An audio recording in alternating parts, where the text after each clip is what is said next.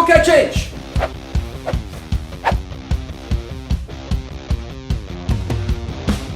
Gokai Silver!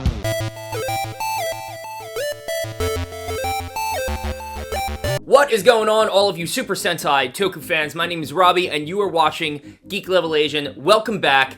It's a special day because all of you guys know, or maybe if you're just watching this channel for the first time, you don't know this, but I'm a huge Gokaiger fan. Today we're going to talk about Ten Gokaiger. I just watched it. It was incredible. If you follow me on Instagram, you already know that my second cosplay ever was Gokai Silver. I'm a huge fan of this series, of this team, so to see them come back after 10 years is just, it's super special in my heart. And if there's any of you who are watching this who just haven't really dove deep into Super Sentai yet, I highly suggest checking out Gokaiger.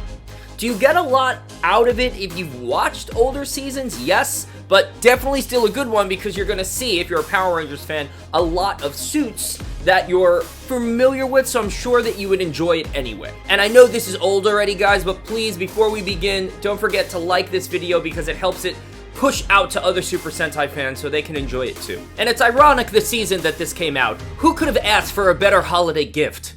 And on that note, what better way to celebrate the holidays than by putting something truly unique and special under the tree? Need some ideas? Well, I've got one. Why don't you try gifting your friends and loved ones a Bokksu subscription?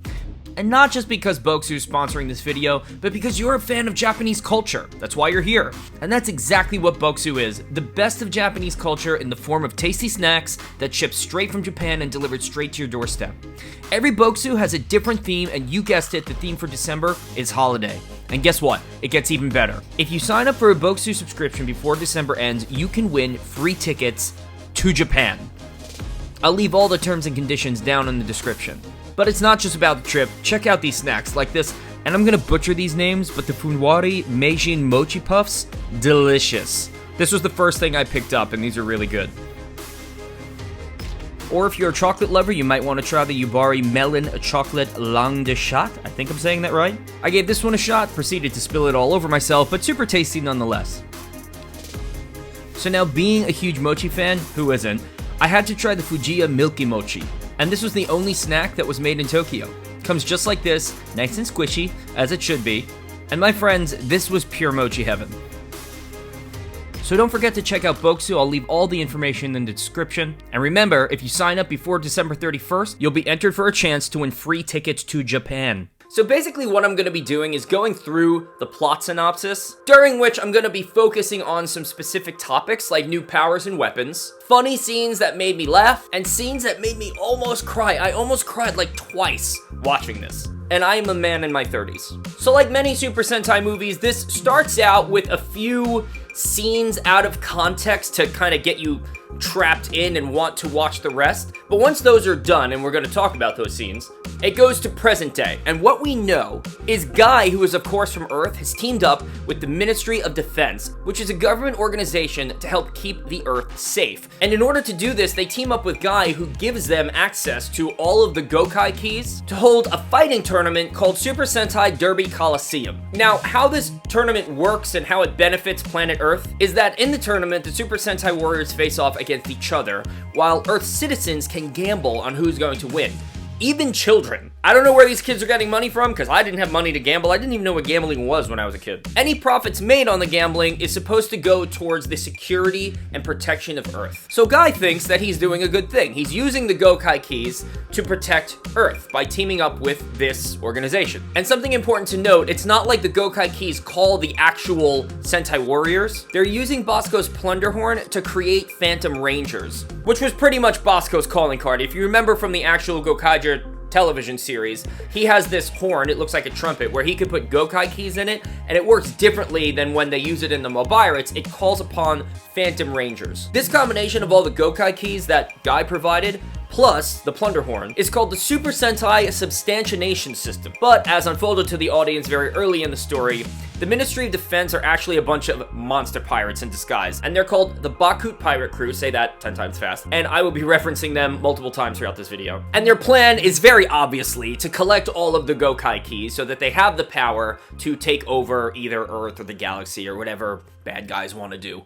And that is except for one man who's part of the Ministry of Defense who has noble intentions, and we're gonna go into him a little bit later. So at this point in the story, it is believed to the audience that the Gokai team has parted ways, for whatever reason, throughout the 10 years that they've been a team. So we know that the Gokai Galleon has been blown to smithereens. We see it literally like smashed on the ground and on fire. Marvelous is wearing an eye patch from what looks like a lost battle, and there's a scene where he's holding his eye and there's blood dripping down his face, which we learn later in the film is actually from battling the Bokksu pirate crew. Luca turns Marvelous over to these evil space pirates, the Ministry of Defense, for a large payout. Ayam, for some reason, visits Crystalia and she asks Kirame Silver for a favor, and we don't find out what that is until the end. Doc is like aimlessly roaming around Earth and finds himself gambling on Super Sentai Derby Coliseum. And Joe seems to be a lone wolf off doing his own thing, aka we don't really see too much of him until like 3/4 into the film. So in previous Super Sentai or Toku films that feature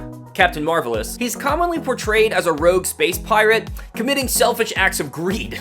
And we see this when he faces off against basically all of the Kamen Riders and when he fights Juo Eagle. This film is no different in that sense. There is a point where it seems like Marvelous is looking to tear down the Super Sentai Derby Coliseum, the very project that Guy worked with the Ministry of Defense on to help protect the Earth and its people. But that's because Marvelous senses foul play. He believes that something is wrong. But Guy, being who Guy is and the way that he thinks, he naively believes that Marvelous doesn't care about protecting the Earth anymore. Now, this leads to a huge face-off between two of my favorite characters ever in Super Sentai history. Now, this is a big moment because Marvelous is my favorite leader and Guy is my favorite ranger ever. So to see them face off in a heated battle is something I never asked for, but something I'm really glad that I got. And the reason why this is awesome is because of the mutual respect that they have for one another. Guy looks to Marvelous as an older brother figure, someone he wishes he could be when he grows up, even though he's pretty much grown up now. Marvelous sees Guy as his, his little brother. He's energetic, he's super enthusiastic, he hangs around a little too much, he's a little clingy, but he knows and respects that he's a skilled fighter, and in the right circumstances, could eclipse him. Now moving forward, this brings me to the introduction of new powers and new weapons. Once the identity of the monsters are uncovered, Guy realizes he's been played this whole time and infiltrates the room where all of the Gokai keys that he provided are being held. He gets interrupted by one of the Bokksu pirates, but of course, the only ones he does get his hands on, the ones that he does grab, are the keys that have never been used before by the Gokaiger because they're from the series after Gokaiger aired. This includes Shishi Red, Juo Eagle, Patren Ichiko, Lupin Red, Ryuso Red, and Kirame Red. And this is where we get to see Captain Marvelous and Ayam use all of these keys, basically one after another. Now that brings me to the Gokai Galleon key. If you follow Toku News online, you've probably already seen some images of the actual toy that you could pre-order. It was available on Tokollectibles, I already ordered one. But now we all know where the Gokai Galleon key comes from. So in the beginning of the film, we know that the Gokai Galleon has been destroyed. So in this film, we don't get any type of mecha robot fight. In my opinion, we get something better. Instead, the Galleon presents its soul to Joe Giebken, which looks very much like a Crystalia crystal, which I thought was interesting as well. It'd be interesting if they somehow tied those two together. Now, during this scene, when Joe finally arrives in the film, again, he comes later in the film, he not only has an awesome entrance, which I'm going to mention a little bit more later, but he has the soul of the Galleon with him. And during this scene, Guy learns that he was the only Gokaiger not aware of this elaborate plan to infiltrate the Bokksu pirates, and that the Gokai team didn't actually split up. During the final battle against the Bokksu pirate crew, the Gokai Galleon soul ends up turning into the Gokai Galleon key. Now, when this key is used on a Mobirate, it creates a weapon specific to every pirate's color, and even more specifically, to where they were on the Gokai-O. So since Joe and Doc are the arms, Joe gets like this sword, multiple sword looking thing, and Doc gets some cannons. And it's because we know that Joe is an expert swordsman and Doc always uses the double blasters. Since Luca and Ayam were the legs, they received these leg attachment weapons, and since Luca always did the double swords on the ropes, hers are blades, and Ayam has multiple cannons. Now, since Marvelous was basically the core or the center of the Gokai-O, he has the entire Gokai Galleon on him as armor. And it's shown later, he has these sick, like, heat-seeking missiles. It's very cool. So now, this would have been cool enough if these were just the power-ups that we got and that was it. Because I always felt, and you might have heard me say this in previous videos, but I always thought it was weird that the Gokai team, they all got the same weapon. They all had a sword and they had a blaster. They never really had their own specific weapons like other teams throughout Super Sentai history, but now they have them. They had to sacrifice their mecha to get them, but they have them now. But on top of all that, to make it even better, Marvelous can use all of the armor and weapons at once, basically making him a mini Gokaiger. There are so many funny scenes in this film, and I wrote down a bunch, the ones that stood out to me the most. I'm sure I'm missing a few, so leave them down in the comments if you've already watched the film. But I definitely wanted to mention a few of those, and the first one I want to mention, the two announcers for Super Sentai Derby Coliseum. And it's not even like they're Easter eggs, but like I wouldn't call it an Easter egg because they're not even trying to hide it. One of the announcers is Bokksu from Gokaiger, and in this, his name is Maskoda, and there's a point where the other announcer, who I'll get to in a minute, mistakes his name and calls him Bokksu, and he corrects him. Now, when it comes to the other announcer, if you've watched Super Sentai, he's the actor who plays not only Beatbuster, but also Maji Yellow. So during the tournament, you see Maji Yellow and Beatbuster get defeated at the same time, and then it cuts back to that actor, and he's making basically a sad face. Going back to when Marvelous and I Am use all of the new Super Sentai powers from the seasons that came after Gokaiger, during that battle, they use all of their unique catchphrases, and during the scene, they zoom in on Guy, who is of course a Super Sentai expert and fan, and he says,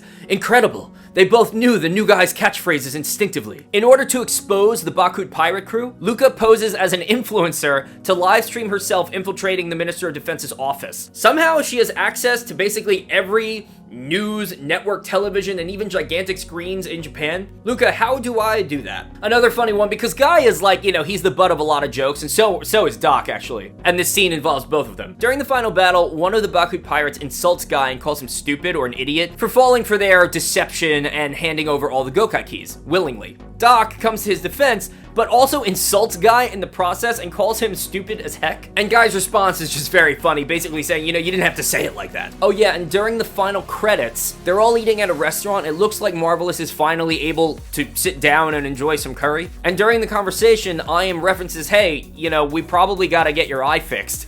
And then Marvelous admits, oh, this is only here because I have a sty in my eye. Which is funny because I get sties all the time. Maybe I should get an eye patch. So now, to get more serious on you, these are the scenes that like really brought up nostalgic emotion for me and like really like almost made me cry. When Joe finally decides to make an appearance, he jumps literally straight into a battle. Joe is an expert swordsman. I mentioned that earlier. We know that already. And as soon as he starts fighting, he does his one hand behind the back thing that he's known for. See, little details like that are what bring me back into this universe and close to these characters again. And on a side note, obviously everyone is a little older in this film. It's been 10 years. And I don't know what it is, but he's a little bit more badass looking. I think he's a little bit more mature looking for such a quiet, cool character, if you know what I'm saying. So I feel like he grew into what I personify Joe as even more as time went on. Another scene that almost destroyed me. Earlier, I had mentioned the one member of the Ministry of Defense who had noble intentions. This young man, who was unknowingly working and being deceived by the Bokksu pirate crew, ends up being the young boy from the actual series who helps convince Marvelous that Earth is worth protecting. So, since he's upset and he feels like he's been deceived when he realizes that he's been working with a monster pirate crew this whole time, he has a moment of weakness, and during this moment of weakness, Marvelous uses the same words that this young boy once said to him to help him remember that Earth is worth protecting. This is not only a profound moment in Marvelous's character, because he's grown so much from being this greedy space pirate to being a protector of a planet. It shows that Marvelous does in fact remember this conversation and it made an impression on him. One important enough to remember this young boy and what he said to him. And of course, as I'm sure you all are as well, I'm a huge fan of henshins, and this is one of the best ones. This one is really good. Hearing all the henshin and battle music really got me pumped during the final battle, and right before Marvelous does the finisher and dons the entire Gokaiger armor, you hear the original theme song. They bring it back, and they bring it back in halftime. So that was Ten Gokaiger in a nutshell. I absolutely love this film. I think this is one of the better, if not best, Sentai film that has come out in a really long time. I think the writers really obviously truly understand why Gokaiger as a Sentai was so successful, and they brought back all of those elements again, and that was highly appreciated by a huge Gokaiger fan like myself. So if you haven't seen Ten Gokaiger yet, I probably ruined it for you. I probably spoiled the ending and everything for you. But definitely watch it. And if you have seen it already, make sure to leave all of your thoughts, ideas, or anything that I missed or things that you like down in the comments. Are there any Sentai characters that they didn't transform into that you would have liked to have seen? One of the things I forgot to mention is that there are a bunch of different cameos in this film, and I didn't take the time to lay all of them out. I'll let you enjoy that for yourself. But yeah, everybody, would love to hear your thoughts. Make sure that you subscribe to the channel if you haven't done it already. You can follow me on Instagram and TikTok. I've been posting a lot more recently. And we are in December already. It is holiday season. I hope that you guys get everything that you asked for. Oh, tell me what you're getting. Let me know what you're asking for. And Toku fans, I will see you in the next video. May the power protect you.